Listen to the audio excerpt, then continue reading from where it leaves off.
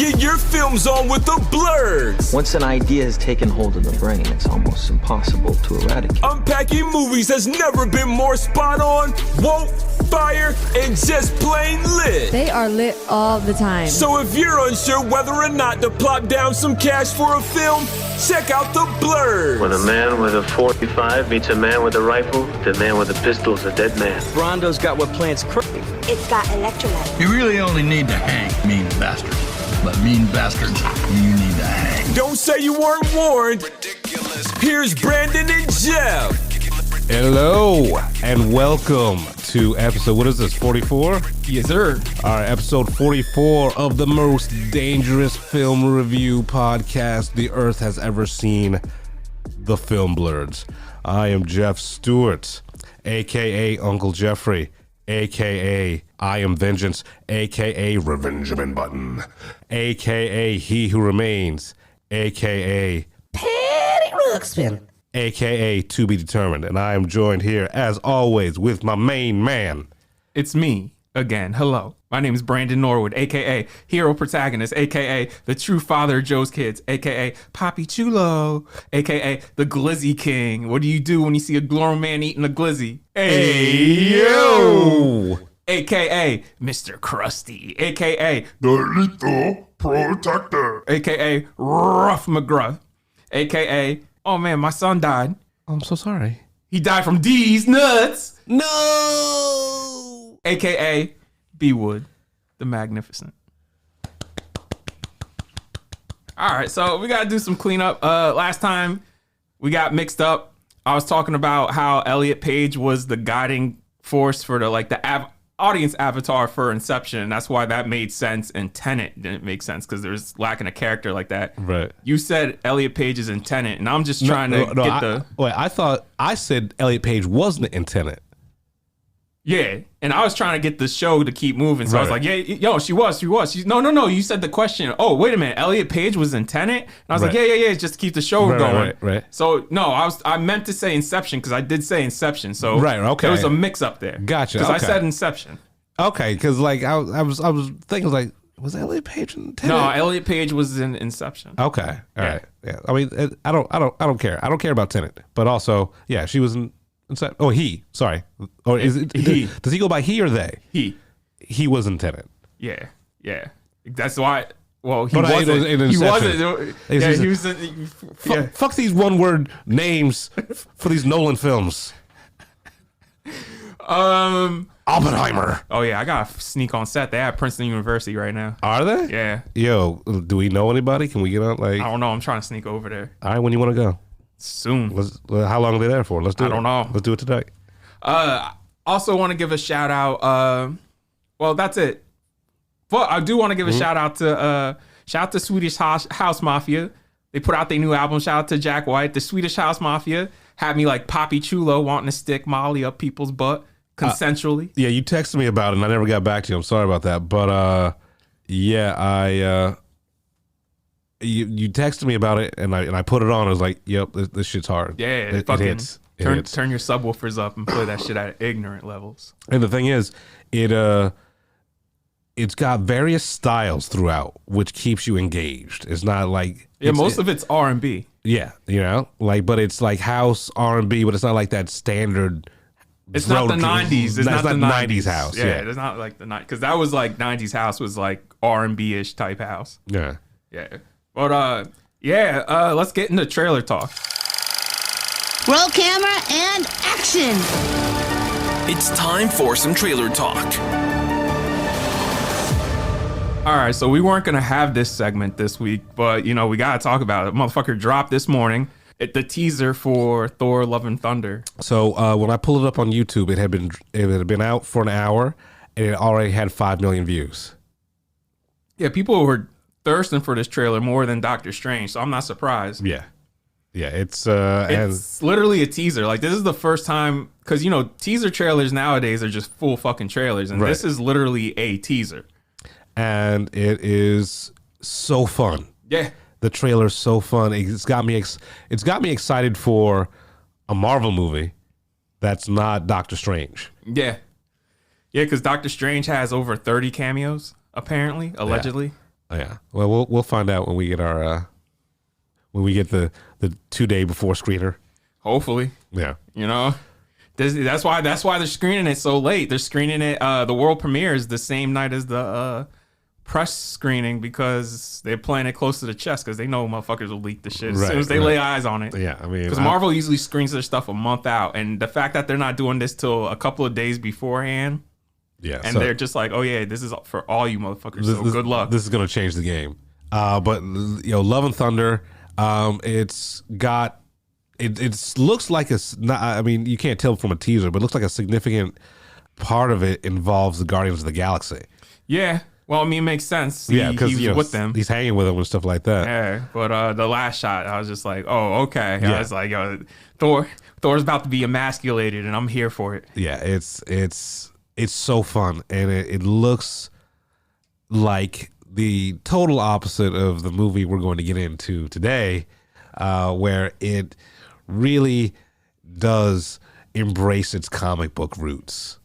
Well, before we move into our main review, for those of you who don't know, since we're talking Marvel, they have apparently pressed 35mm prints for Doctor Strange and the Multiverse of Madness. We just wanted to put that out there. They announced it. Good luck getting into these limited screenings. I was like, damn, if I knew that, I would have held off on seeing the shit in IMAX. Right, Jesus Christ. Yeah, good job. Yeah. And why for this one? Like, y'all didn't do it for West Side Story, like Disney. Well, what the fuck's going on? Well, because they knew more people were probably going to spend the money for Doctor Strange than they were for oh yeah, the markup is for the print. I saw how much. I was like, damn. How much tickets? 25. Ooh. Yeah. Jesus. Yeah, I guess they want to make their money back for pressing these prints. All right, so for $25 a head, if anyone talks in the theater, I get to fucking slap them in the face. But by that point, you might as well just go see it in IMAX 3D. Yeah. So, all right, let's get into our main review. And now, the moment you've been waiting for, the Film Blurds feature film review.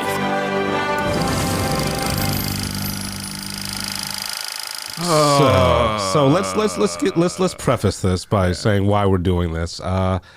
It is officially 1 year of us doing this podcast.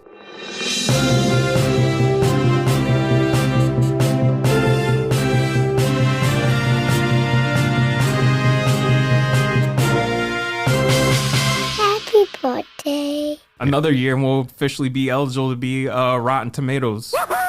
Oh yeah, is that how that works? Yeah, it has to be 2 years. Gotcha.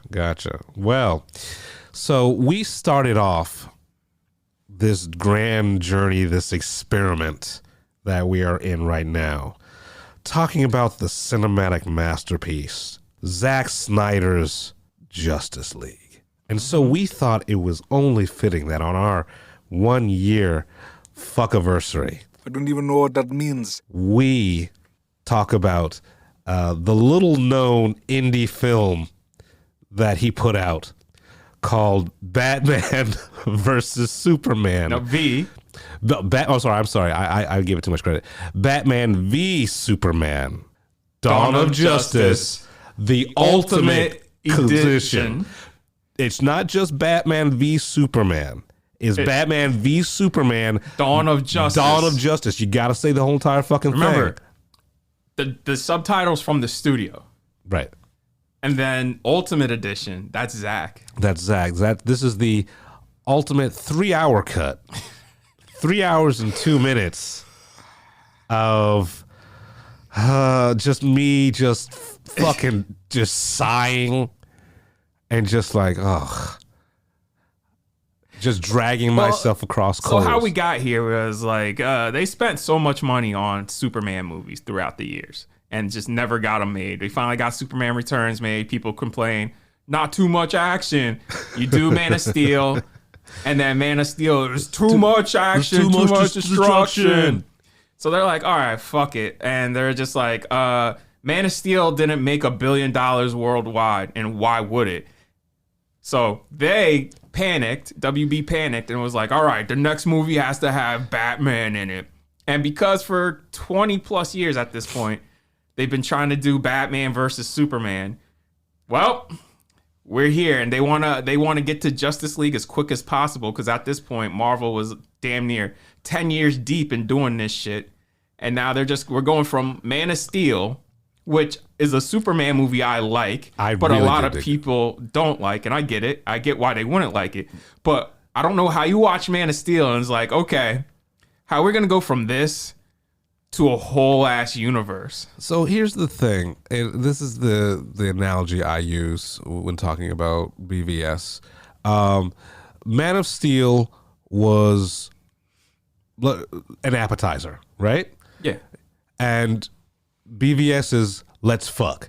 Like there was no dinner, there was no dessert, there was no drinks or conversations. It's just like, oh, you got some food in you now? All right, let's fuck. Yeah. You know, like you just skipped all the foreplay, all the buildup, all the tension. With the knife at the throat where I'm just like, oh, man. Right. It's an okay. assault. All right, yeah. It is like, an assault. This is, I mean, this movie lets you know that it means business and that it's a real big boy movie with the fucking, even the logo, the opening logo where it's gray and you see the falling leaves and you have Hans Zimmer's soft piano. I remember sitting there for the first time watching it at the press screening. Remember, I was watching this in Dolby Cinema. I was like, oh, no. That was the original cut, though. I'm just saying. Listen, like, I don't care because there's still it don't even change much except make it more violent, which I didn't even think was possible. But congratulations, it makes it more violent and it makes the movie both more understandable and more convoluted. So when before this movie came out in theaters, we were talking about it for a year, just clowning and shit like that. And Brandon had seen it before I did, and he was like, "Jeff, did you go see it yet? Let me know when you go see it. Let me know when you go see it." All right, so I went to go see it, and I wish I could find the exact text. But the text I sent you was... It was like, fuck Goyers. Like, fuck Goyers. Fuck the caterer. Fuck the caterer. You're fuck like, craft services. Yeah. Fuck transpo. Yep. Fuck wardrobe. That was fuck a Facebook everybody. anniversary a couple of weeks ago. Yeah, was it? Yeah. I was pretty much fuck everybody who had anything to do with this fucking movie. This is the product of what you get when you get a meat-headed filmmaker who's smarter than he thinks he is, and a studio that wants to make $1 billion and has prospects of trying to make multiple $1 billion films out the gate instead of working and earning it. This is what you get. Right. This is like, this motherfucker, I just forgot. There's certain shit I forgot about. Like, there was parts where I got like 8 or 10 minutes in. I'm like, does anyone speak like a fucking human being? Because everybody speaks it's like... it's all prose. It's all fucking like... It's all bro centric Shakespeare. Yes, I was about to say, everybody speaks like the freshman jock on the football team took his fucking philosophy 101. Yeah, philosophy 101. And it's just like, oh my God, I'm so deeper for it. And it's just like, no. Everybody, I was like, can one person speak like a normal person? I mean, the goddamn movie starts with Batman pretty much doing a haiku about death. A beautiful lie. A beautiful... Motherfucker falls. It's the same dream every night. Motherfucker falls into a pit of bats, and we've seen that before, except this time he's lifted out by the bats, and I'm just like, Jesus. I was just like, oh no, this is where we're going already. And that's the first thing I noticed about this movie is like, or not even notice, it's just like I made this connection. How we've watched Bruce Wayne's parents die so many times, it's almost like a fucking snuff film at this point. Yo, and like, so after Justice League, Snyder went back and redid his new version of BVS, the Ultimate Cut, and now it has that fucking the aspect ratio. He has IMAX, yep. Where you're just like, what? Like I was watching this like, what the fuck? I was like, that's not how IMAX works, you dumb fuck. Mind you, when this movie came out, I did get to see a 70 millimeter IMAX print, because before that point, I didn't know what the motherfucker was gonna be, and I was like, you know what? Anything in 70 millimeter IMAX, I try to see. Right. Yeah. We'll get to that later, where I'll talk about the only thing worth it in IMAX, because there's only 3 sequences in this film in IMAX. or 4. It's the opening. Why? I don't know. Because slow-mo. The nightmare sequence, which we'll talk at length about. Yeah. The titular fight, which we'll also talk at length about. And then the end of the movie, for some reason, not the final battle, where you'd think, oh yeah, action heavy, you'd have it in IMAX. Like, no, the funeral for a friend. The funeral, and then Lex Luthor also getting his head shaved. Yeah, well, we're going to talk about Lex Luthor too. Let's talk about Alexander. And the only thing in IMAX in this movie where I was like, oh, that was cool, was in the nightmare, and I'll talk about it once we get to the nightmare. Yeah. Otherwise, I was like, y'all easily wasted another $20 million just on the IMAX cameras and fucking film. Because it doesn't fucking matter. Yeah, this movie cost $300 million. Nothing matters. It's one of the most expensive movies of all time. $300 million. And this shit couldn't even crack $1 billion. Think about it. This is the first time we had Batman and Superman on screen. Like, the most defining characters. Like, you go up to anybody, you ask them, superheroes, go, Batman, Superman, Iron Man, Captain. Like, come on.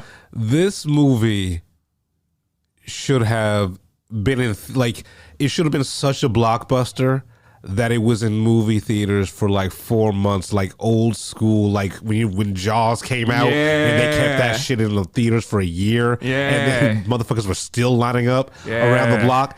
That's what this movie should have been. That's not what we got. I would say, first and foremost, before we really dig in, they should have. The script's online. You could read it. It's a good script. It's in tone like this, but you actually like the characters and the plot makes sense. George Miller was going to do Justice League Mortal, and that is, it's a crazy script. And I will tell you this, either you would love it or you would hate it, but whatever it was going to be, it would have defined superhero cinema for the next 10 years if it had gotten made. And you know what? I was just like, yeah, motherfucker should have made this shit. And here's like, beyond that, what they should have done was they should have given Superman an actual sequel. They should have given Batman an introduction film. They should have given everybody an introduction film. Well, let's start with the main conflict here. So, fucking Batman this is a Man of Steel sequel starring Batman. So that's where we're starting wrong off the bat. This whole movie's from the point of view of someone who's so nihilistic and so broken and so angry. That's the tone of the fucking film. This is the story. This is our driving force through this film. It's a character you don't like. You're just meeting this motherfucker, and you're just like, you shouldn't even be in this motherfucker. Like, a smart person would have wrote Batman and Bruce as Lex Luthor. Like, that should have been Lex Luthor. Yeah, I mean, there's so many different ways to go, to go about this movie, and mind you, there are some really smart and interesting concepts in the fucking movie. Yeah, like the whole court case I love, which with the senator, because that's something that would happen today. Like, what we need a Superman, and does he need to intervene? Right. But the whole entire ramifications of his fight with Zod, that could have been explored much more fully in its own movie and been interesting. Like Superman now trying to find his way into a world that he broke. Yeah. You know, that's a fucking series right there. Yes, man. Another way they could have did this before we get into the film, as I stated before, turn Batman into Lex, and then also when it comes time to fight, have the big fight at the end, do not use Doomsday. Doomsday deserves its own fucking series. And I will get into why they should not have done Doomsday and just brought back Zod instead. I will get into that once we get to that. Have that. So when Zod comes back, that's when you introduce Batman and Superman and said, hey, we have a team. We were just watching to make sure you had it under control, which between Metropolis and now this again, you don't. So we're going to intervene. There's your Justice League movie. They're teaching Superman how to be a human. Yes. How to truly be invested in the people he's fighting for. And a hero. Like, everybody's already there. Aquaman, Flash, Wonder Woman, who else was there? Cyborg, and Batman. And the reason why I say that is because in this movie, we get a whole ass trailer for the Justice League movie, and it's the metahuman. It's the metahuman thesis. It's the file. Yeah, because Lex talks about it in the film. He brings it up to Senator June, where he's just like, yeah, and she goes, oh, the metahuman thesis, and he starts saying like, yeah, there's others out there, and I was just like, Bruce eventually finds out at the hour point. He finds the file and finds out about these other people.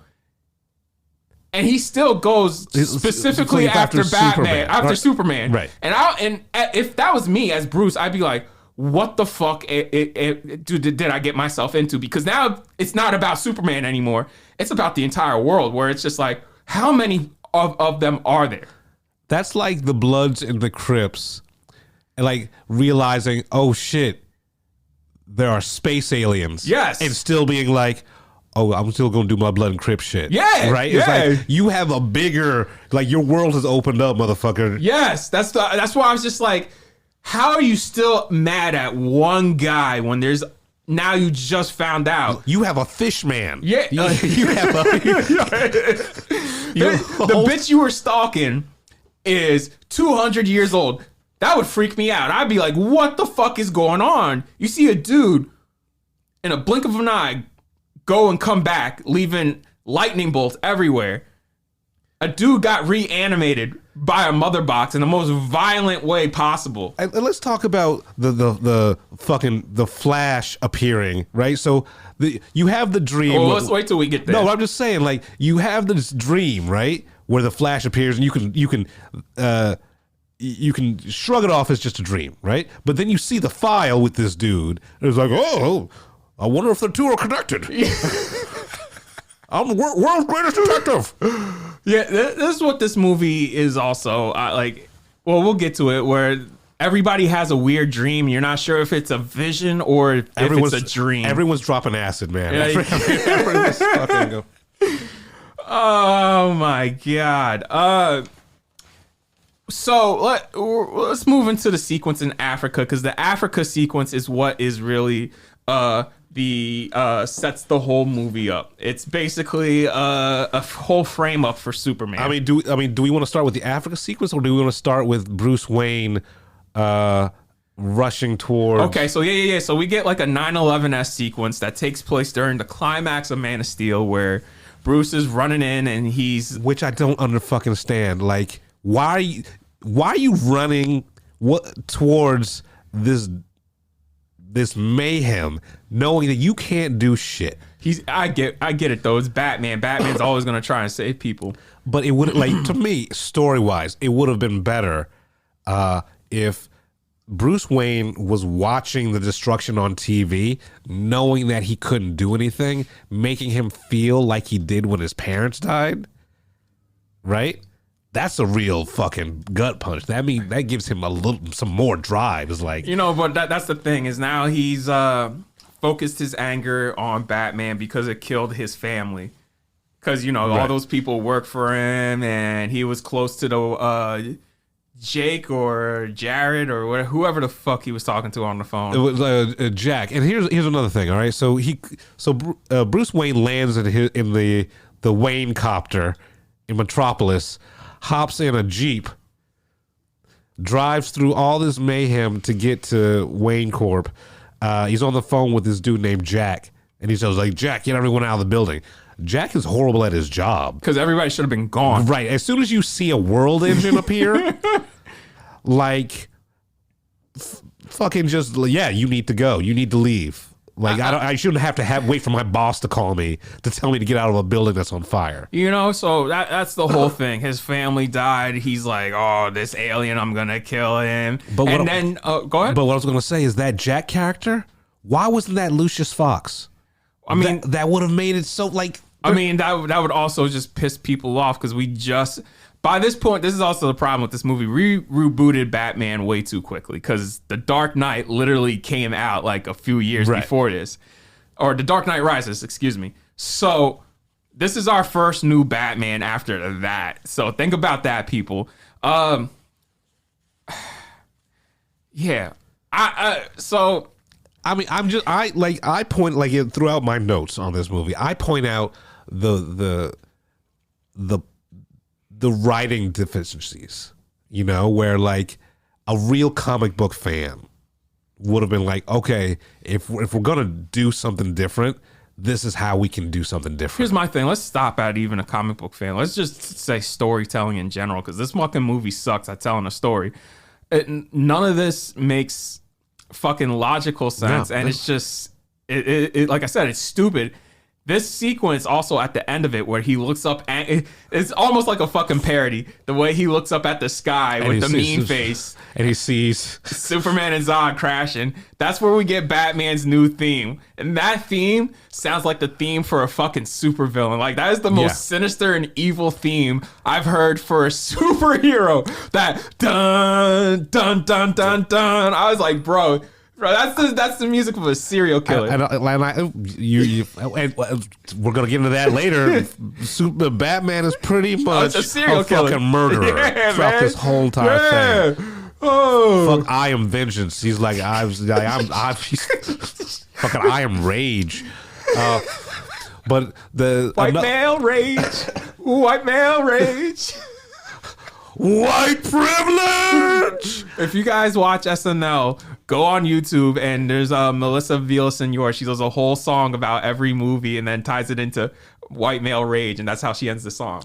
It's really about white male rage. But the end of that sequence, I don't know if you noticed this subtle little artistic flourish from our man Zack Snyder when he's there and he's holding the child that he's rescued from this collapsed building, and the camera pans up and you see all the destruction, and I don't know if you noticed this, this little subtle imprint, the Wayne Corp sign is just right there. Yep. It's like, oh, can you get any more on the fucking nose, man? Yep.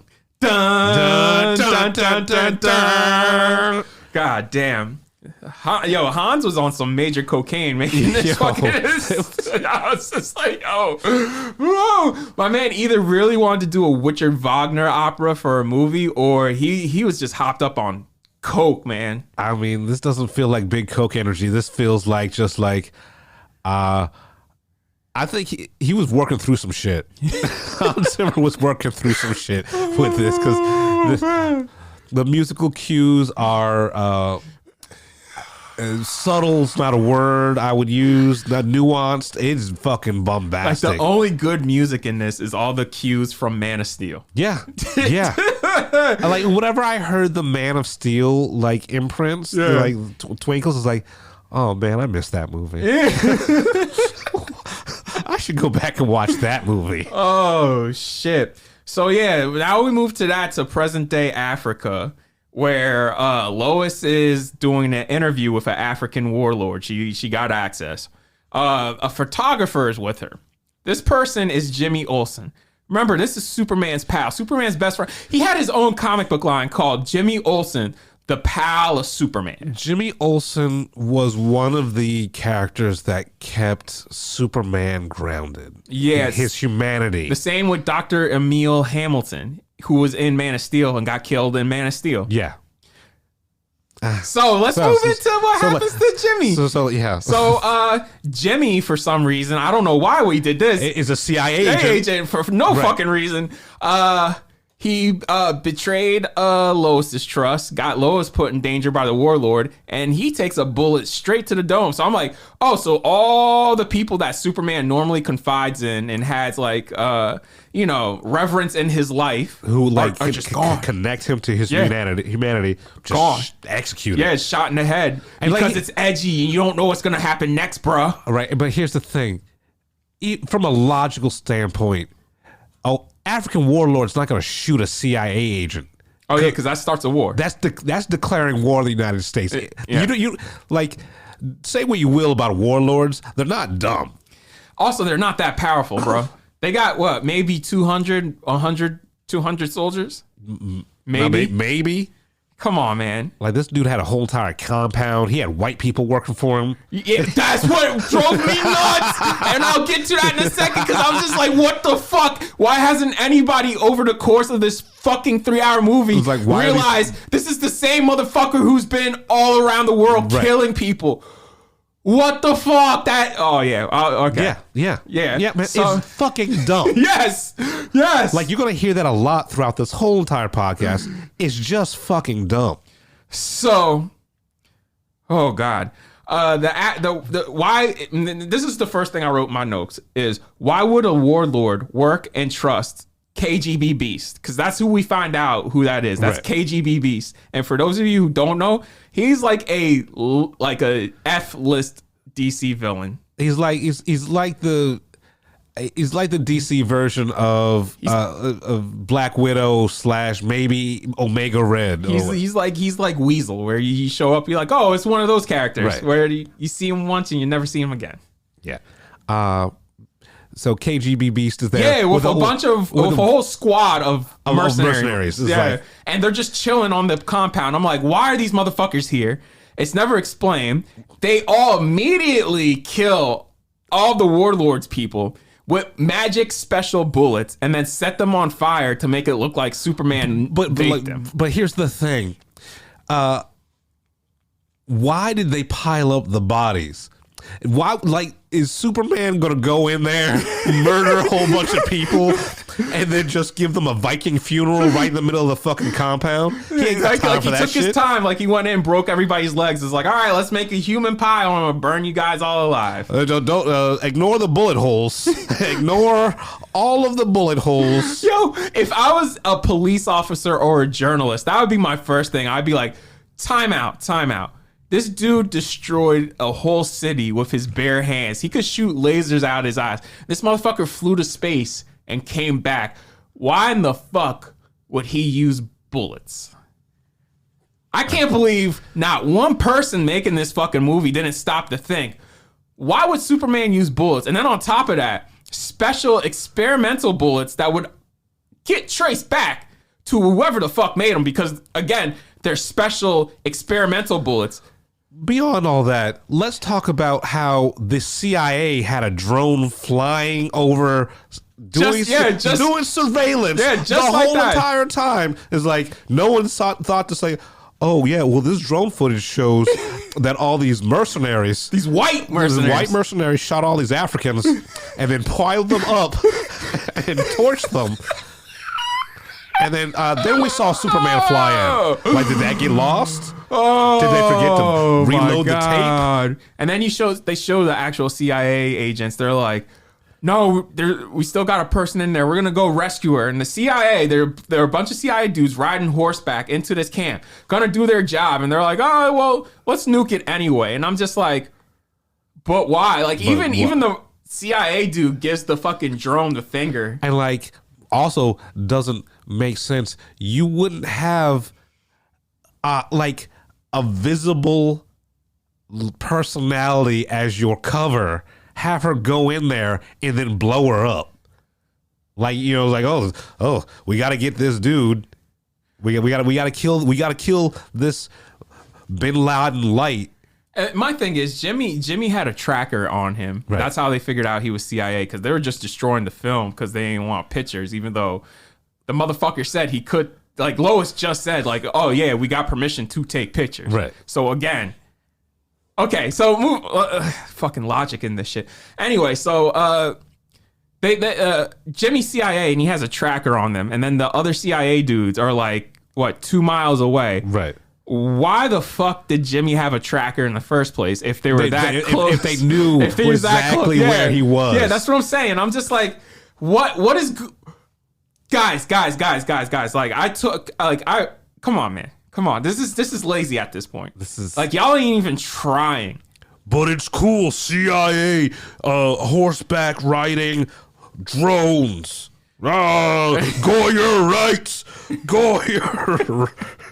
Goyer tell story. Yeah, so, you know, what we all expect what happens there is what would normally happen. Lois would have took one to the dome too, but for some reason she's held hostage. Well, you know, because I don't want to be racist right here, but a fine piece of white tail like that, this lonely African warlord, there was probably going to be some rape because that sounds like it's right up Zack Snyder's alley. If this didn't have Batman and Superman, probably. We all know WB ain't don't care about having their superheroes be rapists because like the only notable female superhero is a rapist in her own sequel. Yeah, well, we can talk about that later. I will talk about how she fucking. Just, I was like, the most iconic hero for little girls and women everywhere, who's like a proud feminist icon. She magic roofied this nigga. Yeah, she's a rapist.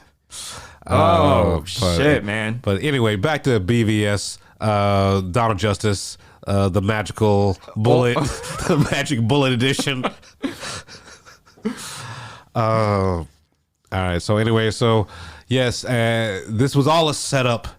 By Lex Luthor to man. Because now let's get to where we discover what kryptonite is in this universe. Kryptonite comes from the World Machine from Man of Steel, and my question is, why would Kryptonian ships have shit in it that would kill Kryptonians? Like the ships just form into magical killing rocks. Well, I know I can kind of, it's a long shot, but I can kind of explain that away.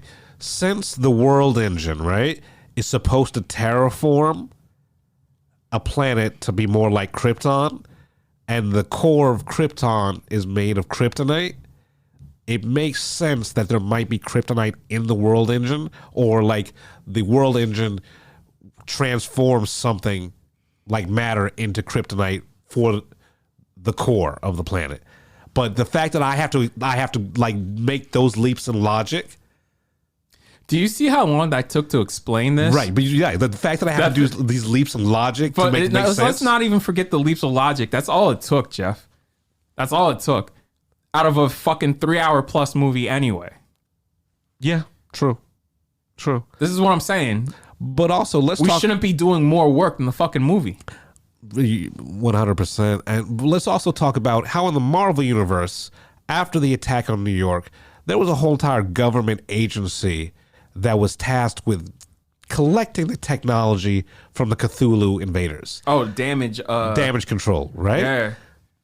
In DC universe, they just have a fucking world engine just chilling out in the fucking ocean. With signs that says warning, do not trespass. That's all it says. There's nobody guarding it. There's no fucking warships around this machine that literally destroys worlds. Like you would see fucking Navy, Army, like there'd be different flags. There would be a coalition. The Russian flag would be there, the Chinese flag, American flag. Everybody around the world would be like, yo, we own a piece of it. Like how they built that whole military fortress around Superman's ship in Metropolis. Right. They would do the same fucking thing. Right. But, it doesn't, out in the middle of the Indian Ocean, some fishermen can just go out there and like they're fucking clamming and get some kryptonite. The one thing that can kill Superman. I found it while I was fucking trying to get dinner. Oh my God, dude. Oh, Jesus Christ. And then because this movie We're only 15 minutes into the movie. Well, because we're only 15 minutes into this motherfucker. Because the movie's so haphazardly put together, like we just go from scene to scene willy-nilly. We now come to the point where we introduce Batman. We met Bruce, and now we're meeting Batman. Which is a mistake anyway. We should have seen Batman first. We should have seen Batman in his own fucking movie first, but, whatever. So we see Batman, and he's on some fucking psycho shit. Yeah, we see he saved a bunch of women who were being trafficked, which, Jesus Christ, man. Again, this is the first movie with Batman and Superman. We got human trafficking sex prostitutes. They're scared. They're like, yo, we're not coming out. The cops go upstairs, and we just see this nigga just chilling on the ceiling. Like, I've never seen him just chill out on the ceiling. Spider-Man doesn't even do that shit. Right? And he's moving like Spider-Man. Not even, he's moving like a caterpillar. I was just like you said at the first episode, this is an older, burnt out Batman. He ain't moving like that. Right. Nobody's moving like that. This Batman is supposed to just, he's fucking supposed to take hits. Yeah. Like he's beefy. Right. Because, and that's the other thing is just like, if this version of Bruce Wayne existed, I would know he's Batman because I'd be look at him like, dude, you look roided out. You're always busting out of your fucking Brooks Brothers suits. Like, obviously you're Batman. You're angry all the time. But anyway, so the cops try to shoot him, but they can't catch him because fucking 55-year-old arthritis Batman is scattering about like a caterpillar on the ceiling. He fucking took his vitamin C today, and he's just. And then they look over at the dude that he caught, and he has the Bat brand. He's like, "Oh my god, he branded him," which makes no fucking sense on any level. Because right. the Bat brand plays more into this version than it did in the theatrical version. Right. And even then, you're just like, not only is this negligence on the GCPD, but eventually the Supreme Court and the U.S. government would start getting involved because prisoners dying in prison because they have the Bat brand, eventually the government's going to get involved and it'd be a nightmare for that city. They'd be like, no. Right, everybody's fired. Civil liberties are just literally being thrown out. And my question is, too, why are the prisoners killing people who have the Bat brand? They never explained that. I thought it was a setup. Another setup, because there's so many setups in this fucking movie. I thought Lex Luthor was paying KGB Beast to pay people to kill people with the Bat brand to, I don't know what the reason is, but remember the scene where we see KGB Beast in the prison talking to the prisoner and the prisoner's like, yeah, I'll take care of it. And in the next scene, dude gets stabbed.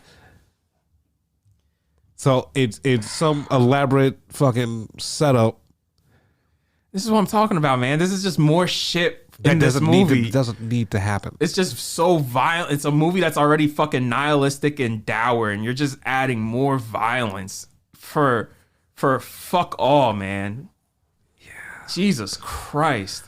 So where are we? What part of we're at Mark. Who the fuck knows? Because this movie jumps around too. Like the first hour of it, I was just like, what are we doing even? What is the mission of the movie? Because the first hour is not even clear. Like we go to Lex Luthor. Let's talk about Lex Luthor. Let's talk about Jesse Eisenberg's Lex Luthor. If I'm Zack Snyder, I'm saying, and I get Jesse Eisenberg to play Lex Luthor, I'm straight up saying, what you did in The Social Network, do that again. Right. That's all you have to. That's Lex Luthor.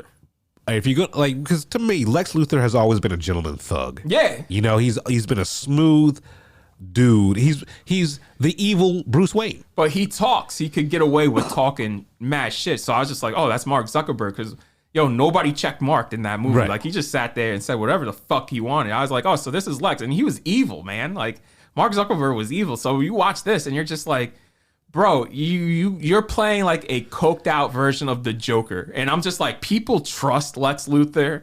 Right. People are ready to welcome him open arms. And if I ever met somebody like that, I would try to stay the far as fuck away from him. I don't care if you're Jeff Bezos, Elon Musk, the Zuck. If I meet you for the first time and you unwrap a Jolly Rancher and shove it in my mouth, you catching these hands. Like, I don't care how fucking rich you are. Like, and like before that even happens, where the senator's like, I'll give you anything and everything. I'll suck your dick. Yeah, basically. I'll suck your... He's just ready to throw money at this motherfucker. Why? I don't know. Honestly, that should have been Bruce, because Bruce... well, we'll get to that, because I have a whole thing about why Bruce's fucking whole thing to get the kryptonite makes no sense. So he's manipulating this senator, and the senator just trusts him. Why? I don't know. Because June doesn't even trust him. She doesn't even like Superman. Right. And he's telling her like, yo, he's like, yo, we found this rock that could kill Kryptonians. We could make weapons out of it. And she's just like, I don't think that's a good idea. Yeah, like, let's... And I'm just like, bitch, you don't like Superman either. So why are you saying no? I don't get it. Well, because I get it, because it's like, I don't like Superman. Like, it's not that she doesn't like Superman. It's like Superman needs to be checked. But this man-child shouldn't have his hands on what's tantamount to a weapon of mass destruction.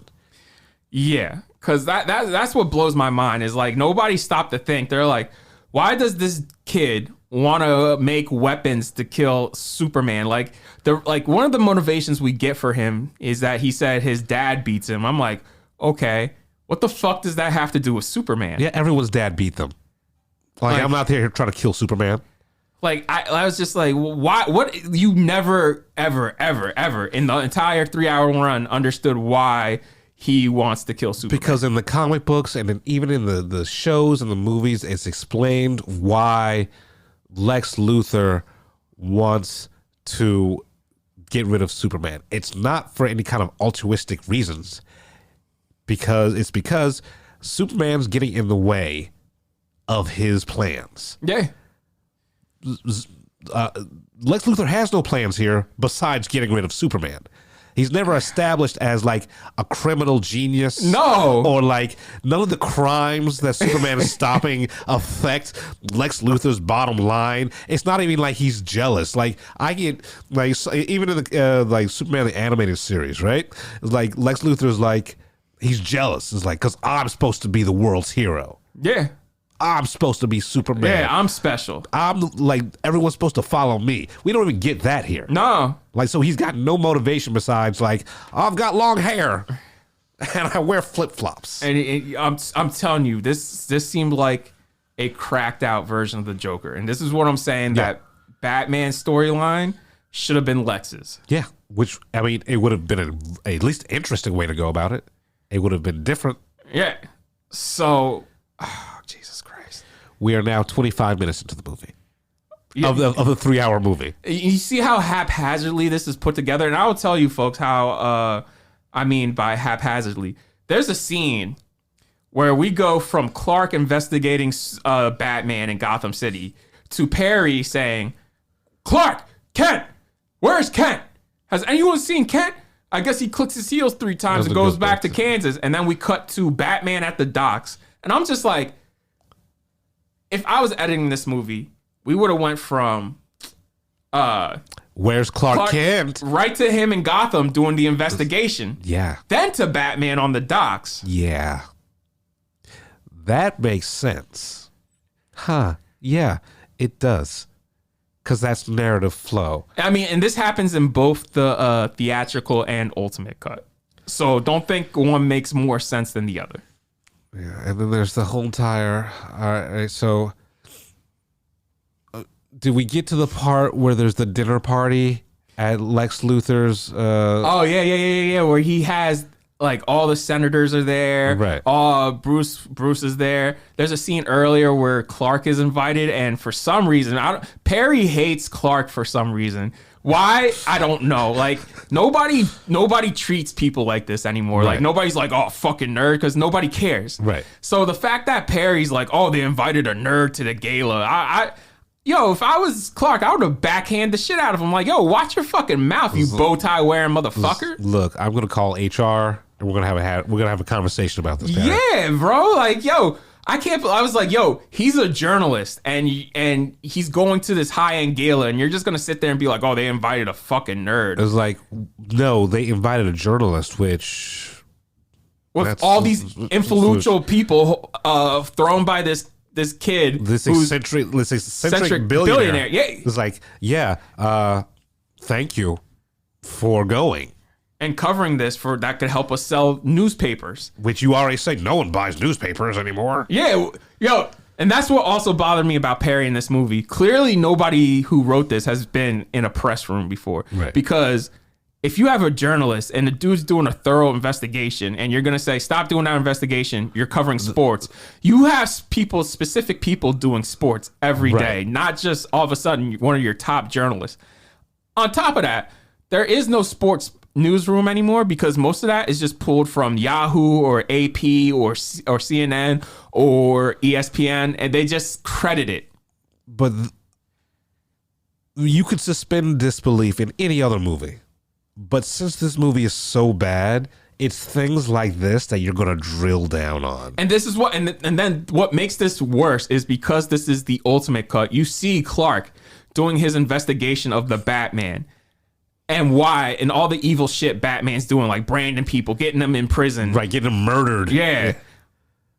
Perry is saying that they don't sell newspapers. If one of my journalists is writing this story, I'd be like, yeah, fucking do that. This is exclusive for us. There's a fucking serial killer vigilante. And people are only going to read about it in this paper. Right. And he's like, and what did he say to him? He said like, nobody cares about Clark Kent taking on the Batman. I'm like, nigga, what? The whole entire movie's about. I see what they did there. They tried to be smart. It's like, no. But like, what does he say? It's like, oh, newsflash, crime in Gotham, and other news, water wet. And it's like, motherfucker, you have a serial killer vigilante dressed as a giant bat, just a giant bat, branding people. Yeah, that's news. If that's not news, then what is? That's circulation. Right Yo, there. You know how many copies of the paper they would sell? Like, I would go to fucking Metropolis right now and I'd be like, yo, y'all see this shit? This shit is real. Yeah. All right. So let's. Yeah. It's fucking yes. And like, here's the thing: there are so many talented people on screen. Yes, like Lawrence Fishburne. I don't know why you agree. Like Perry in the first one, at least when he was being an asshole, I'm like, yeah, that makes sense. Right, they're like, yeah, he's trying to protect the paper and Lois at the same time. Now he's just a dick. Yeah, now I'm just like, you're not even good as an editor, bro. That's where we're at now. All right, so where like, all right, so he went to the gala. The gala where we get first introduced to Wonder Woman. Wonder Woman. And mind you, this is also the first appearance of Lex's assistant, Mercy Graves. Mind you, Mercy Graves is a pretty big character in the comics and even in the cartoons. Right. And we'll get back to Mercy Graves. Because Jesus Christ. Imagine if this series continued. Like, who the fuck would be in these Superman movies? It's like, are you a beloved character? You're probably gonna die. Mercy, would you just mind doing me a favor and just hold my seat for me while I piss in this jar and put it on the senator's desk and label it? Yeah, so that line originated from the candy cane scene where she's like, yeah, you can't piss in a jar and call it Granny's peach tea, like, because she's trying to say, like, don't play with me, Lex. Right. I can't be fooled. But here, obviously she can't be. But twice. Gotcha, bitch. But also, someone sat at a laptop and wrote Granny's peach tea. Granny's. You could piss in a jar and call it Granny's peach tea, but I know the difference. I was like, someone wrote that down. Guys, keep in mind, this is the first movie ever to have Batman and Superman, two of the most iconic superheroes of all time. Yeah. Also, before we get onto more about this movie, I just want to point out before we move forward, there's also a scene at the beginning here, two scenes with Clark in the apartment that just, it bugs me. Let's talk about not the one at the very beginning, but the one a little later with him cooking eggs. What was wrong? I mean, what was your problem with the way he was cooking eggs? Those eggs look like the eggs that you have in a children's play set. Okay. Have you, like, that bothers me every time I see it. I'm like, dude, they were a little small. They were a little small. No, dog. They don't move. There's no smoke behind it. He's just cooking eggs that literally look like they're from a child's play set. That's what we give kids at school to play with. Folks, this is how bad this movie is. This nigga is over here looking at the eggs like those fucking fake ass eggs.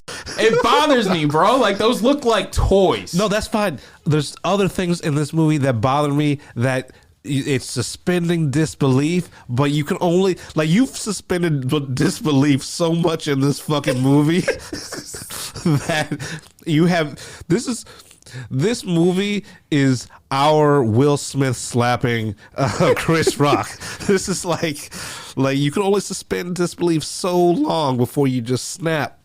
And like just the littlest thing is just gonna fucking piss you off. All right, so let's get to me the most disturbing scene in this fucking movie. A scene that I'm just like, oh man, Clark.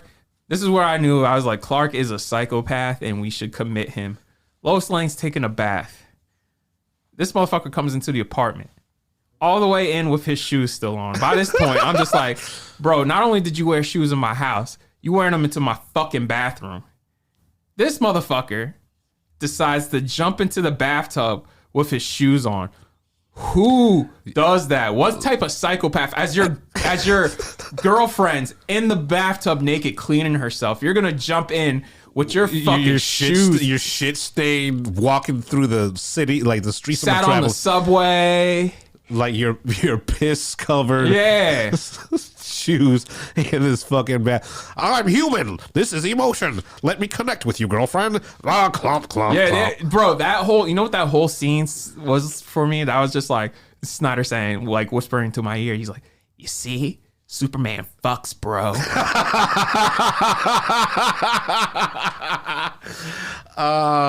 Can I get that on a T-shirt? Superman fucks, bro. All right, so you want to talk about things that bothered you. I want to talk about the thing that bothered me one of the things that bothered me the most throughout this whole entire movie. It was one scene in particular. Michael Shannon is one of the best actors on the face of the planet. Yeah. Shame on WB for that dummy taking his likeness and put it on that dummy. Put it on a sex doll so that fucking Jason Eisenberg can have a bath with it. Yeah. This fucking real doll, anatomically correct monstrosity, that really bothered me. No, man. You turned Michael Shannon into a sex toy. Jesus Christ. So let's get back to Batman. I want to say this because I wrote a lot of shit. Batman in this movie is at the same time Jesus, Job, and the God of the Old Testament.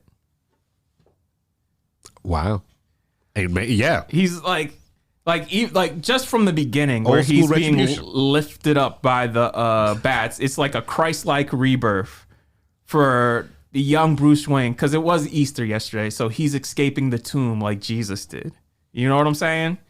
He ascends heavenward. Snyder's like, bro, do you even allegory, bro? Do you Bible, bro? Do you Bible, bro?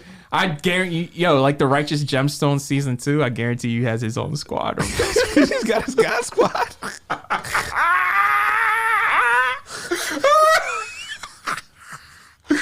Oh shit. So, Bruce's voice over there reveals that this dream is a lie though.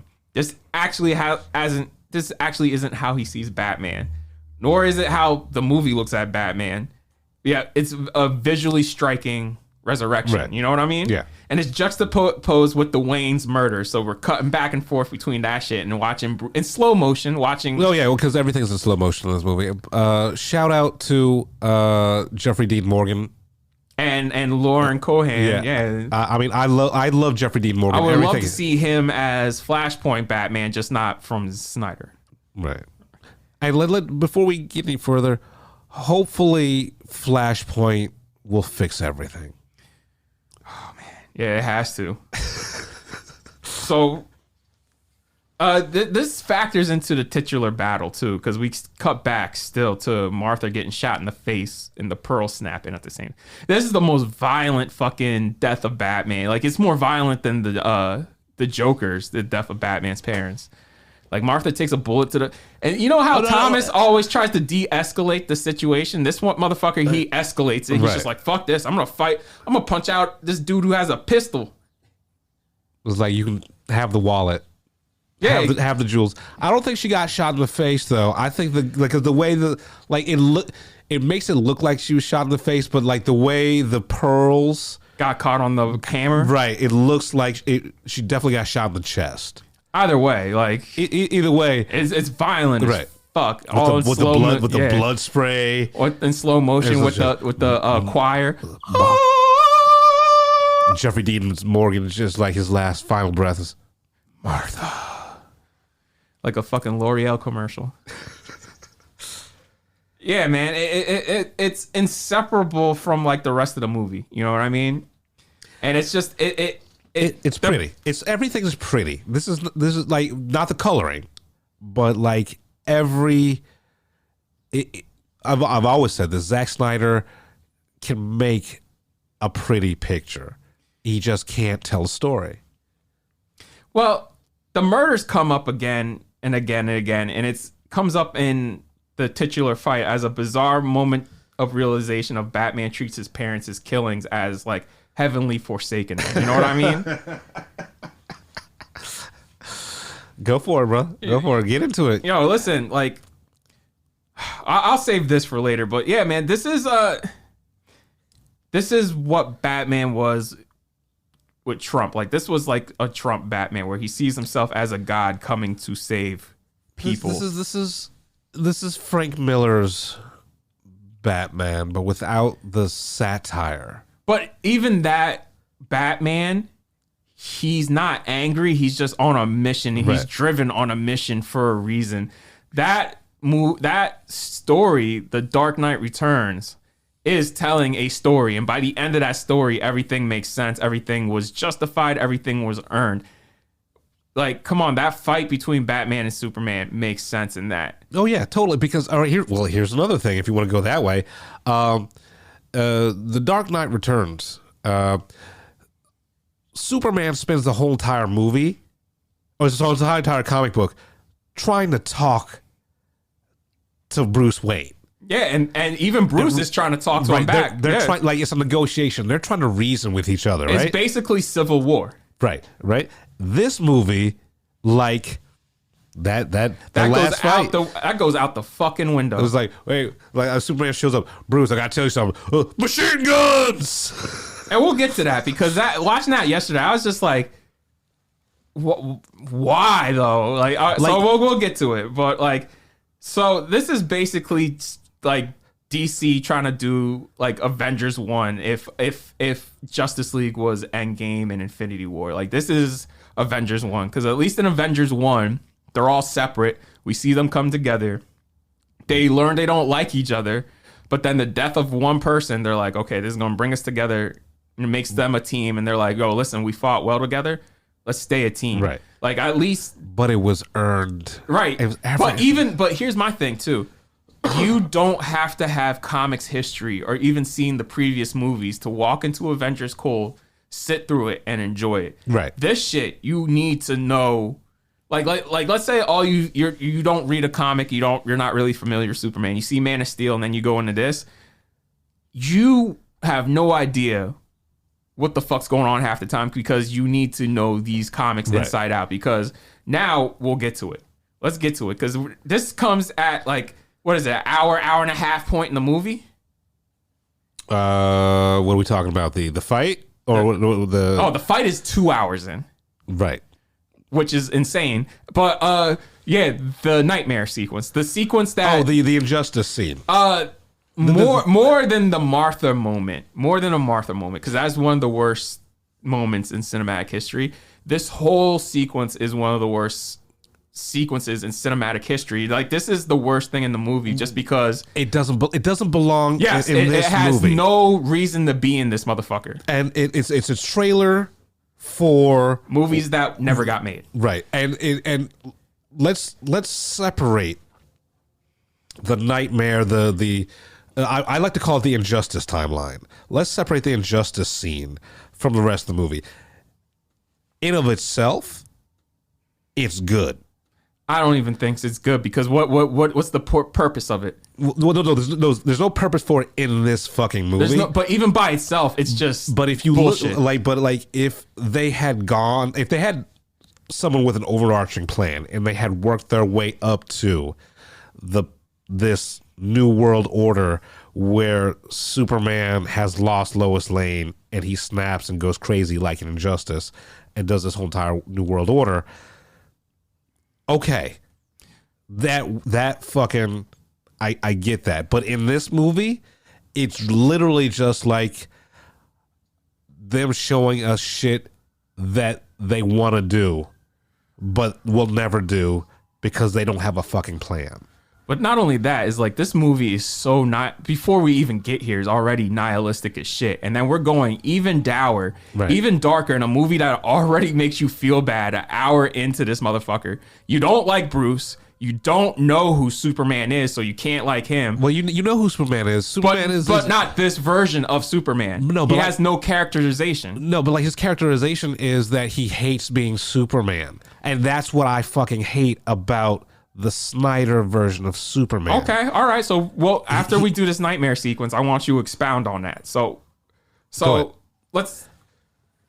This whole nightmare sequence was in IMAX, and the first thing you see when Batman comes out, and this I remember seeing this for the first time and just laughing so hard for like 5 minutes that I missed it. The Omega symbol on the ground, right? Because people see that, they're like, "Why the fuck?" I had somebody say that, like, Brandon, why was the Omega fucking symbol on the ground? I was like, "Oh, that's Darkseid. He's the leader of the New Gods." He's like, "What?" He was like, "What? Wait, what?" And he's DC's Thanos. Then you gotta explain. Every fucking thing. He was like, "So why were those things flying around? Those demons?" And I was like, "They're parademons." And he's like, "Wait, what?" Like I spent a whole day explaining this to one person over drinks, and they were just like, "What? Who thought this was a good idea to put this in here like that?" In the second movie. You have not, and it's in the middle of the movie, and it sticks out like a sore thumb because it doesn't have shit to do with shit.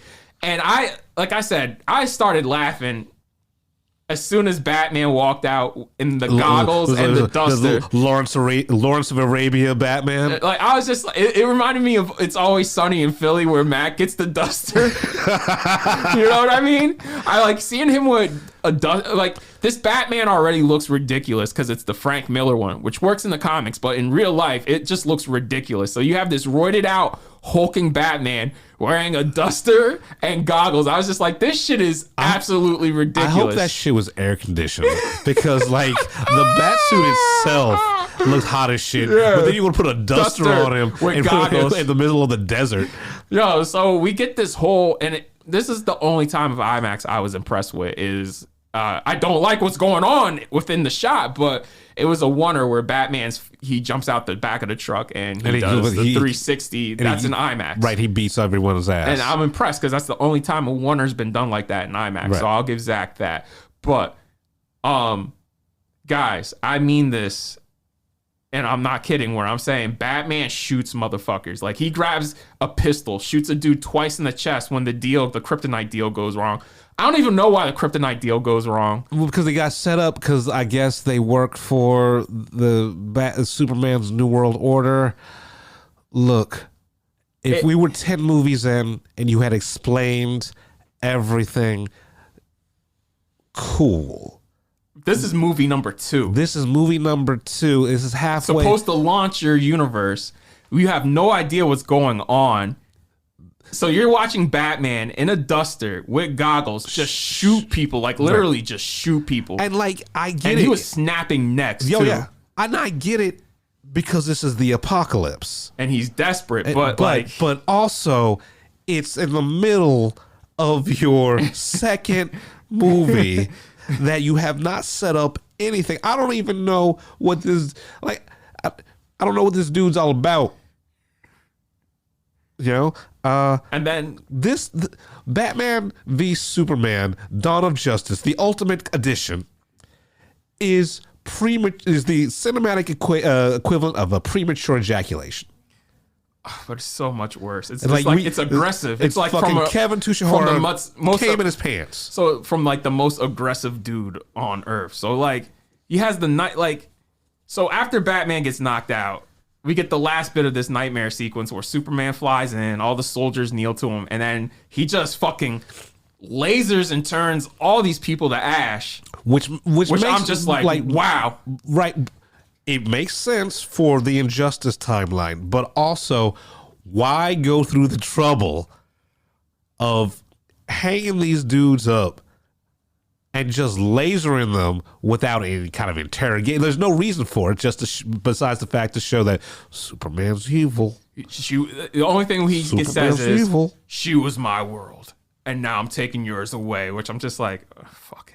He pushes Batman's chest in, and that's when we come to the Flash, which I'm not sure if this was a dream or a vision. No. Even watching this now, having seen the Snyder cut of Justice League, I have no idea what the fuck is this. Because it happens twice in the same scene. Like, because he wakes up twice. Right, he wakes up twice. It's like, he wakes up, and it's the Flash. It's the Flash. Well, I don't have time. I came back too early.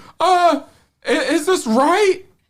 And he has like the weird rapist mustache. Like that looks like it looks like he smeared, like he stuck his finger up somebody's butt and smeared like the line of poo. They'll never recognize me. Who's Ezra Miller? Oh, shit. As on the fucking Zorro domino mask. That's in red. With a fucking janky ass Transformer suit. It looked like a fucking Transformer. Bruce! Lois! She's the king! She's the king! You were right! Don't trust him! You were right! Bruce wakes up again, and I'm just like, I imagine this is what happens when you do too many shrooms and acid at once, is that happens. This whole entire movie is a fucking acid trip.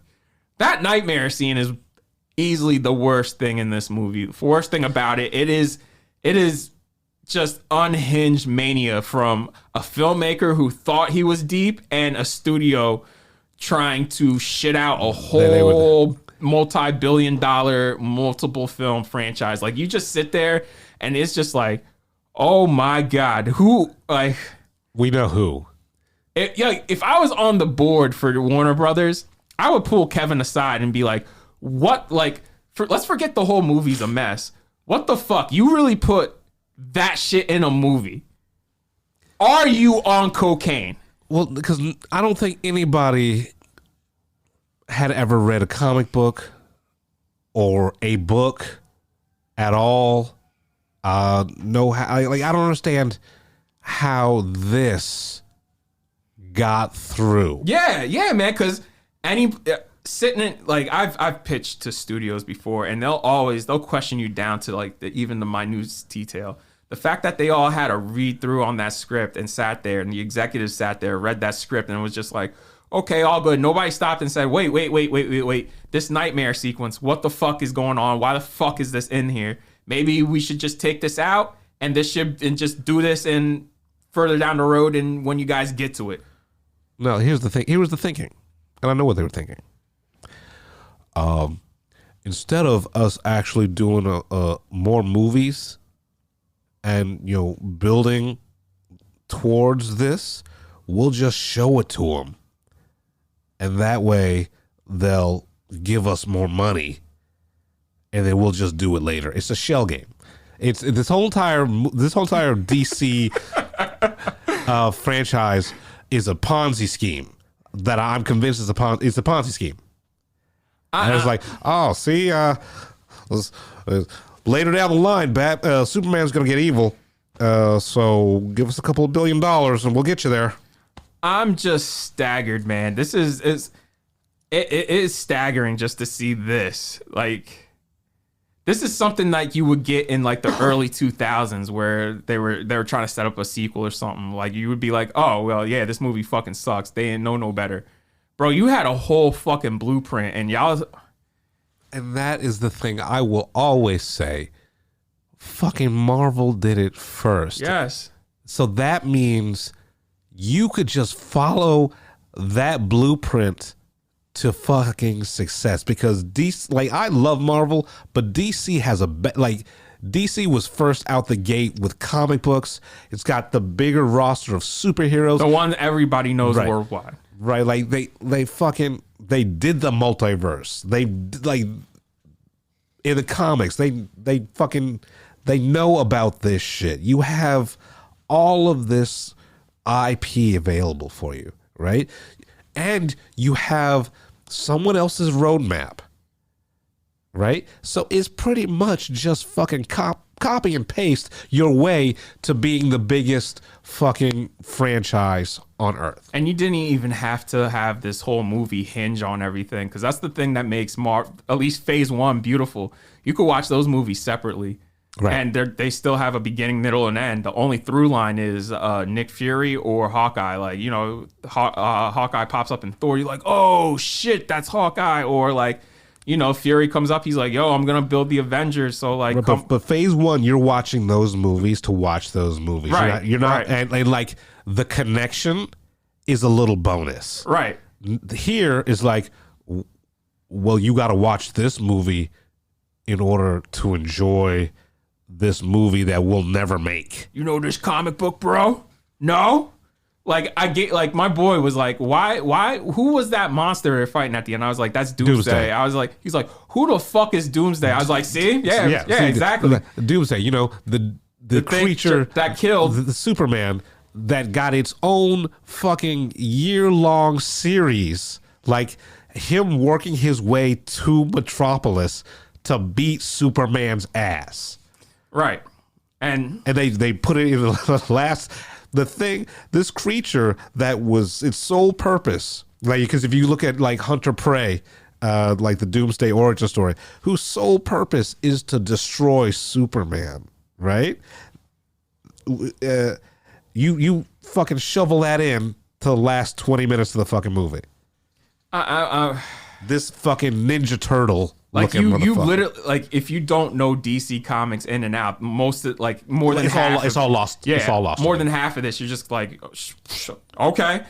So, like, yeah, man. By that point, he decrypted the files because remember, part of the reason that Bruce goes to the gala party is to steal some files from Lex and to see what the white Portuguese was, and to so that gets stolen by Wonder Woman. Wonder Woman gives it back to Bruce. He decrypts it, and this is where he discovers the metahuman thesis. And again, why the fuck doesn't he stop and say, oh no, Superman's not a priority anymore. Right. It is like, yo, we got this fish nigga over here. Like, we got a dude who can run and make lightning. The chick I was trying to fuck is 200 years old, holding heads during World War I.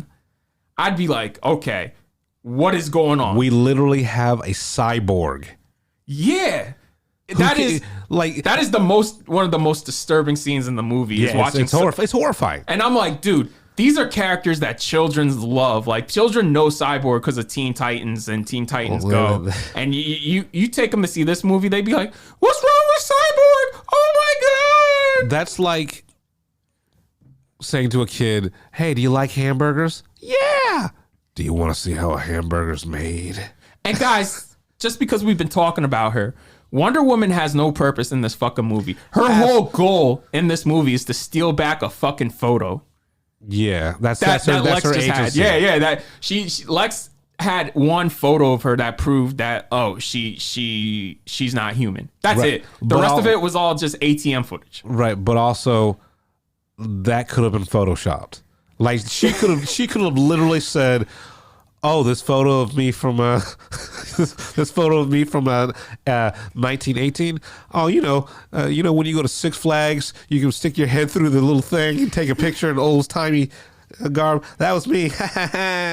Yo, like the shit is insane. And remind you, this is a Wonder Woman who said she didn't interfere in human affairs since World War I because she lost the faith in man, which is automatically retconned in Wonder Woman 84 because this bitch is running around DC, like going to the Middle East. Right. She went to the Middle East. Which is problematic in and of itself. Oh, yeah. Like, we could do a whole podcast about that shit. Like her going to Israel. Yes, because we all know. We know her politics. Gal Gadot's pro-Palestinian. No, she's not pro-Palestinian. Oh, yeah, she's pro-Israel. Yeah, my bad. Right, yeah, it's fine, but also you can't. It's not that fine. But you can't be in a movie lassoing missiles throwing them at Palestinians. Yeah, in so your movie. I was just like, wait. And even before we got to Wonder Woman 84, I was just like, wait a minute. So you sat out World War II, you sat out the rise of Hitler, you sat out the assassinations of JFK, MLK, Malcolm X, RFK, you sat out the Israeli war, you sat out all the Bush shit, you sat out like slavery. Right, but your OnlyFans got hacked, and now you're on a fucking mission. Yeah, and what brings her out of retirement is a giant blob destroying Metropolis. After all of that shit, you're just like, okay, this giant blob, I'm gonna kill it with these two dudes dressed in tights who were just beating the shit out of each other a half hour ago. One you don't know, the other is actively trying to fuck you. Yeah. And you're going to go there and help them out. Yeah. There you go. Yeah, why is this bitch in this movie? Like everything she has to add to that final fight could have been done by either Superman or fucking Batman. None of it's earned. So before we get back to that final fight, go ahead. I mean, there's a lot of people you could have excised from this movie. Lois, unfortunately. Yeah, they ring her into a hole for her to investigate the magic bullet theory, and that's the only reason she's in this movie. Once we get to the fight, there's no more need for her to be in this movie because except for her to throw away. We'll get to that. Okay. We'll get to that. Okay, because that's her only. That's her. Yes. So let's get the. Oh yeah, before we get to the fight, let's talk about how the whole movie Superman's coming under fire for intervening in human affairs, and we're showed this montage of him saving shit, and some of it I'm just like, what? Like him dragging the boat sideways. I'm like, nigga, just pick up the boat and fly it somewhere. Or also like, is boat Superman level? Like that looked like it was in the middle of the Arctic. Like it wasn't going anywhere. I'm sure you got all the people off of it. Why is he dragging it though? Like he easily could have picked that motherfucker up and 2 seconds later put it down. Because it's Arms Day, bro. You saw that, Shanes? We have another Atlas shot because we don't have enough Atlas shots of Superman with him in the space shuttle. We got the Jesus-like shit twice that opens the montage with him in Mexico, and then the one where he's floating. I love the one where it's the flood and everybody's reaching out to him like he's Christ. But here's my thing, bitch, you are in the middle of a flood, trapped on your roof, but you decided to take paint and brushes up there to paint the Superman logo. He would have been there anyway. He was gonna be there anyway. Yes. So like, and then like, it also makes you don't care more about Superman because instead of just flying down there and saving them, he's like literally just hovering above them, looking down. And I'm just like, I get it. It's a cool shot. That's a cool storyboard shot. Right. That's not a shot you have in a movie to make us to make us like Superman. Because now I'm just like, why isn't he scooping them up? Because it's I know it's part of the allegory of the Jesus. He's Jesus. I get it, but this movie's already too fucking long, man. And it's not like he's being subtle or integrated these allegories into the story. This is literally hammer on nail. Yeah. And so where are we? So we get to the trial. This is the one time Superman can actually have like a heroic moment and say something powerful to convince the world, like, yo, this is why I do what I do. Like Iron Man 2 literally did this right at the beginning of their movie. This is the Iron Man 2 effect, where I was just like, dude, what they did in Iron Man 2 is what they should have did here. Like Tony Stark goes, yo, listen, it'll fall into the wrong hands, and I don't trust the government. You shouldn't trust the government too. Right. You're not getting my shit. Superman, not one word. They literally blow up his moment. And before they blow up his big moment, what makes it bad is in the ultimate cut, you find out that African lady was lying. Yeah, and she's a notable actress now. She's from Lovecraft Country and a few other things. I think isn't she in The Color Purple? Yeah, yeah. She got Winnie. Yeah, I can't remember her last name, but Winnie, she straight up lied because she's working for Lex, and then Lex sends KGB Beast to kill her for some reason. Well, because she talked to the senator. Look, because she feels bad that she and listen, Senator June. It's not even like she feels bad. Like KGB Beast was at her house. Remember when she was on the bus? Yeah, but that's what I'm saying. Why did Lex send KGB Beast to her house if he already paid her and all that type of shit? I don't know. Here's the thing: the Ultimate Edition, all of the gaps that were in the theatrical version are filled in, so it makes more sense. But it's also more convoluted, right? So, but it's bigger and it's more bloated and it's actually more boring. But let's go back to Scoot McNair and the wheelchair. The wheelchair. So Scoot McNair, he got injured in the opening. Right, the fall of his name's Wally. Yeah. I thought it was going to be like Wally West. I was like, oh shit, this is a dark way to start Wally West. And you know what? I would have been like, let's see how this plays out. But they don't think like that. Wally, he has beef with Superman because he lost his legs in the Battle of Metropolis. So Lex recruits him, gives him a wheelchair, and says, "Hey, come! I get you a spot at the Senate hearing. Go talk at the Senate hearing." We find out in the Ultimate cut. You don't find this out in the theatrical cut. That wheelchair is made out of lead, and that's why Superman didn't see the bomb. Right, and it's also has the only F-bomb in the movie comes from him, and it feels so out of place. He's like, "What the fuck are you doing here?" And I'm just like, it's Snyder and his F-bombs in these movies, bro. Yeah, but it definitely was a moment where Superman could have just spoken to the world right before the bomb went off. And it would have been a nice moment in a movie that is nothing but just carnage. So it would be nice to have a moment where Superman can be human. Where Superman actually acts like Superman. Is heroic. Yes. And like that hopeful beacon that he's been for the last fucking 75 years. Yes. Because this is no fucking version of Superman from the comics. Like, not even the earliest incarnation. This is just like a crazed idea version of Superman. Let me say, Henry Cavill is a fantastic Superman. He just hasn't been allowed to be. Right. This Superman doesn't want to be Superman, and I get it. You're trying to explore the idea of having this greatness thrust upon you, but the thing about Superman is, it's not what he can do; it's who he is. Superman is the best of us. He has the hope for humanity that humanity doesn't have for itself. He has taken upon himself to do the right thing because it's the right thing, not because he feels guilted into it because of his dead dad. Yeah. So, besides that, the other problem is too, June was just told by Winnie's character that, hey, I lied on stand. Superman didn't kill these people. I was hired to say that. At what point before she starts, because she starts off the trial all angry, like, see, this is what we do. We talk to each other. This is a democracy. I would have been like, I'm sorry.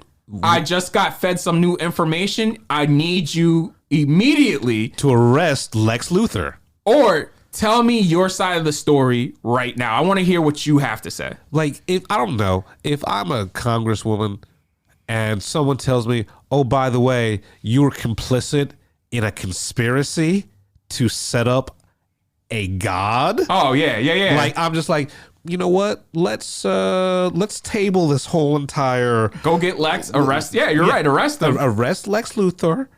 Because they let this nigga walk off willy nilly, just and let's talk. Hold my seat. Let's talk about what he did to Mercy.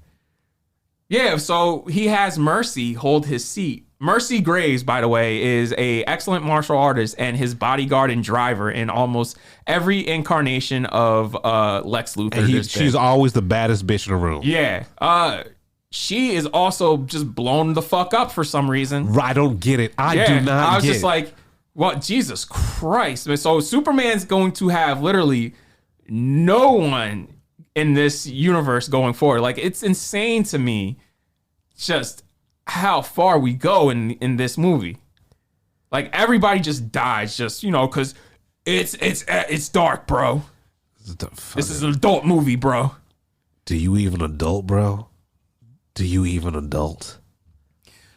So, yeah, so Superman's only fucking his only moment got blown up. Yeah. Like his only heroic moment. So and then he runs away like Superman has been doing. Yeah, he saves one person Right. and then runs away. And people even say that on the news. So, like, yeah, he was assisting, helping people, and now he ran away. So we're thinking he has something to do with it. And I'm just like, yeah, of course you would, because the motherfucker just flew away. I would too. I'd be like, well, I mean.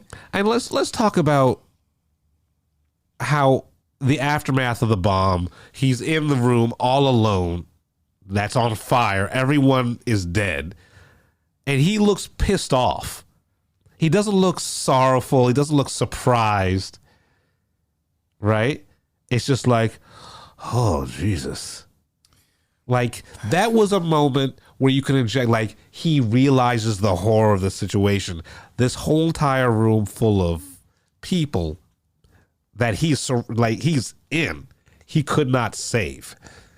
I don't see the horror on his face. Well, I don't see the emotion in his face.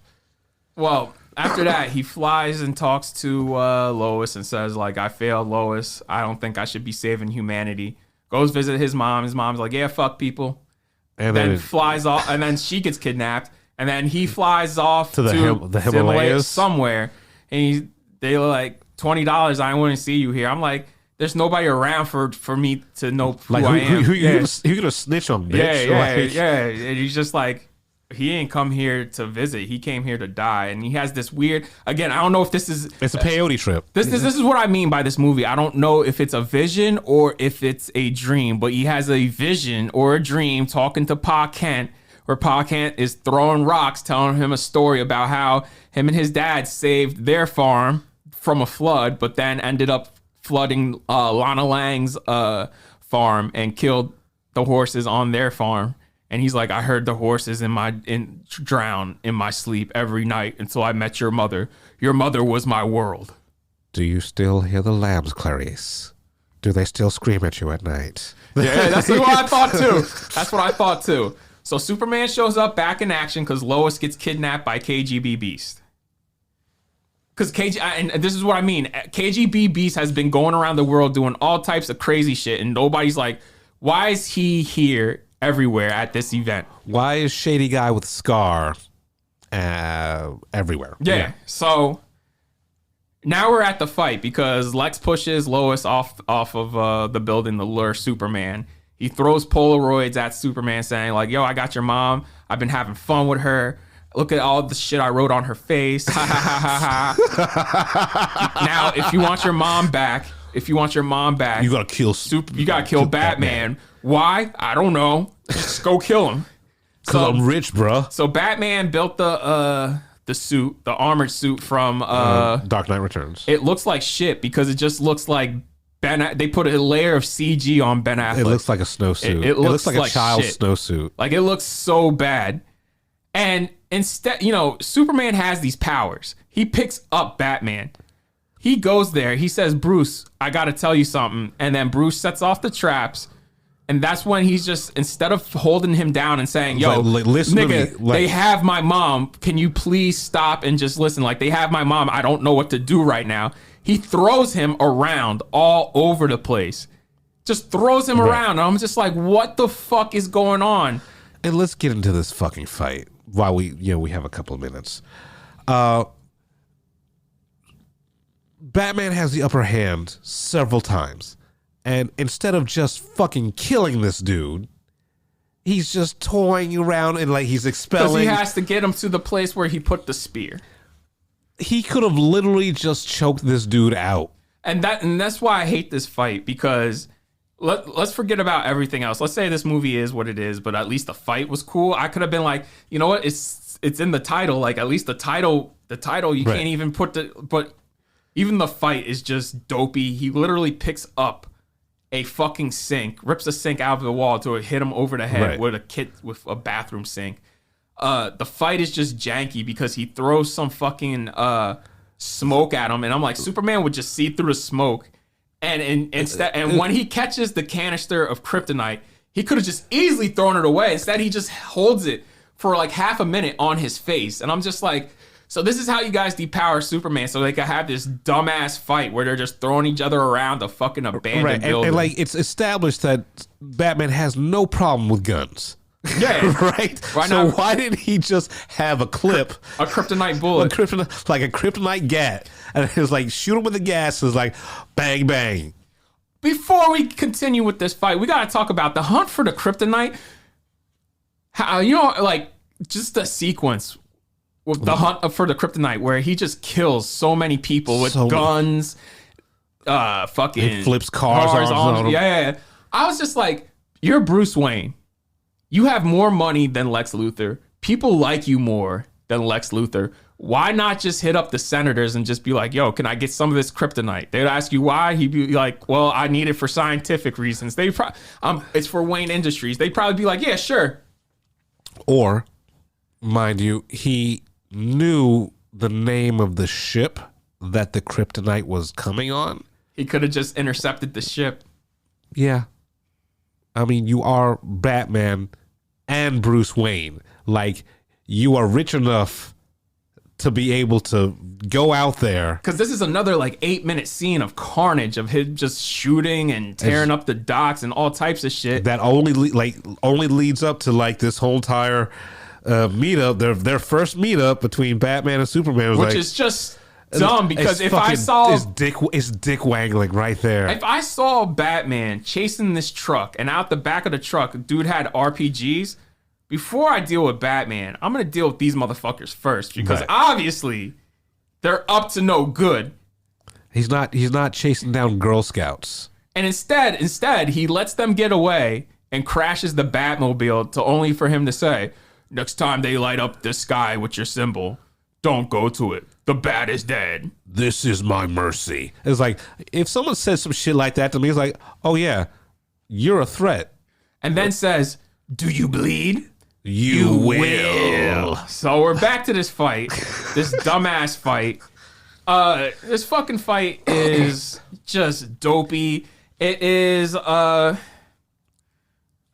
leads to one of the most inert moments in cinematic history where it's not even earned because you don't like Batman, where he has this cathartic moment, despite moments like literally they don't know each other, Clark and Bruce, but they know each other's names and they call each other that suddenly during the fight. When it comes around to the Martha moment, it's stupid just because nothing up to that indicated that Batman would care. Right. You know what I mean? Like right before that, he says, moments before, he mocks the values that were instilled into Superman by his parents. Right.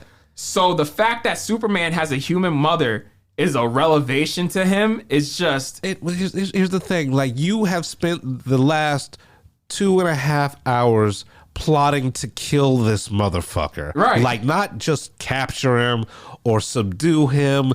You made a kryptonite shank. Right. He basically built the spear of destiny to kill Christ. Right. Because, he's the, because that's what's I guarantee you that's what's in Snyder's house is the spear of destiny surrounded by creatine. But like, so Batman, you're finally there, right? You have your fucking big fucking metal boot on Superman's neck. You are about to kill this motherfucker, and all of a sudden, it's like, save Martha is what makes you reevaluate your whole entire fucking plan. And this is what I'm going to say about that. It comes at a vital turn that essentially changes Batman's worldview, like unshakable worldview. And it doesn't come from any character or plot element even hinted. Yeah, nothing. Before. Nothing. It's like this turn is unearned. And then for him to say, Martha won't die tonight when he's like, yo, I'm going to go rescue my mom now. He's like, oh, Martha won't die tonight. I would not trust Batman after all that. I'd be like, no, because I don't trust you, bro. Well, you haven't given me a reason to trust you. Martha Won't Die Tonight sounds like a song by the Police. Yeah, yeah. Martha won't die. You know what the tonight. original line was? What was it? No Marthas will die tonight. No Marthas will die. So we lead now. We're going to get into the factory scene where he rescues Batman's mom. And he murders more people. Yeah, but it's the coolest scene in the fucking movie. But again, this is the R-rated version. It's even in the PG-13 version, he kills people, but there's just blood spraying everywhere. Right. Motherfuckers are getting shot again. Somebody gets blown up by a grenade. And again, I like it, but it's not Batman. It's not to sum up everything. This movie and this universe is fundamental misunderstanding of these characters. Yes. That's what it boils down to. Because now we'll move from that, because after he saves Martha, they have like pretty much the only line of humor in the movie that works, where he goes, I'm a friend of your son's, and she goes, yeah, I figured, it's the cape. It's the only moment of humor that works in this fucking movie. We get to the final fight where none of this makes any sense. Superman should really be affected by it because he was like heartbroken over killing Zod, and he should be heartbroken to see like, oh my god, zombie Zod. Yeah, and to that point, this should not be Doomsday. This should either be a resurrection of Zod, or it should be Lex in like some sort of like mutated kryptonite suit. Right. Because Lex is this movie established like Lex is a man of science. Right. Well, it's sort of established. Right. Like, but you get what I'm saying, right? So like, why and this Doomsday is just a non-starter. Like, it is just something for everybody to just punch. And if you know Doomsday from the comics, you're just like, oh, well, I know what this is going to lead up to. So it's like, and it is so loud. It is so noisy. I don't know how they didn't figure out every time they hit this motherfucker, he gets stronger and just destroys more. And on top of that, you have Wonder Woman's loud ass theme that it sounds like the first time I heard it, it sounded like a 15-year-old dude on his guitar in his garage with an amp just going, yeah, bro, yeah, Metallica, bitch. And I'm so glad in her fucking solo movie, they refined the shit out of it. Like, they made that like bearable, because you listen to it in this movie, you're just like, on top of the explosions and the roars, yeah, and the it's just like, Jesus Christ, bro. I'm being like bludgeoned by sound. It is this movie's exhausting. Yeah, at 3 hours and 2 minutes. So it's nihilistic on top of that. So like, it's so fucking. I had to watch it. I had to stop to watch it 3 times because I've seen the Ultimate Edition before, but I was a younger man and I had more stamina. But I had to watch. I had to stop this 3 times because it's just like so depressing and slow and just it's draining. So Superman gets the big sacrifice that ought to be Batman's, because, you know, based on his trajectory up to that point, because now he's a fundamentally quote unquote changed person, even though you don't believe it, just because it wasn't earned. Right. His parents' murder, specifically Batman's mother's murder, should lead to a sudden change of empathy for Batman, and he turns good and he sacrifices himself to kill Doomsday. Instead, it's Superman. And it's not even earned, just because, again, we don't have a point of view for Superman. So you're just like, sure. And it's a cornerstone moment where like Superman dies, which the whole thing with Lois and the spear is just fucking stupid, where she throws it in and then she almost drowns to get it back. And here's the thing.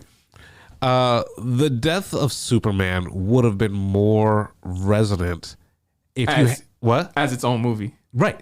As its own movie. But if you hadn't already told us all of this shit, that's, you know, like the Justice League movie. Oh, with the tag. Well, that's why they have the Dawn of Justice tagline, because they were just like, oh man, we're killing off literally the biggest hero ever to ever exist. And You know how many times Superman has died in the fucking comic books? here's my thing. Killing Superman, you can only get away with that like once in a generation. Yeah. And they wasted that. Like this should have been built up to, this should have been a moment where we're just like, oh man, this hurts. I spent a year reading the Superman Doomsday series with the lead up to that showdown in Metropolis. You know? All right. This could have been a 3-movie arc. And it once we get to that, we get back to the rest of the movies in IMAX after the whole fucking fight. And it is just even more dour because we're dealing with Superman's funerals and everybody's crying because he's a hopeful beacon of hope now, which I'm like what, you guys all hated him. Now he's a beacon. You were literally protesting this motherfucker. Like, the president blew him up with a missile and was just like, fuck it. Even when the general's like, we probably need him. Fuck it. Just blow him up. Yeah. And so now, like, that's how the movie ends with, like, his burial, his death, and Clark and Bruce going like, oh yeah, find the other metahumans because we're going to need them. And I'm just like, wait, what? You just... Yeah, it's like nothing is earned. Nothing, like you feel nothing. Yeah.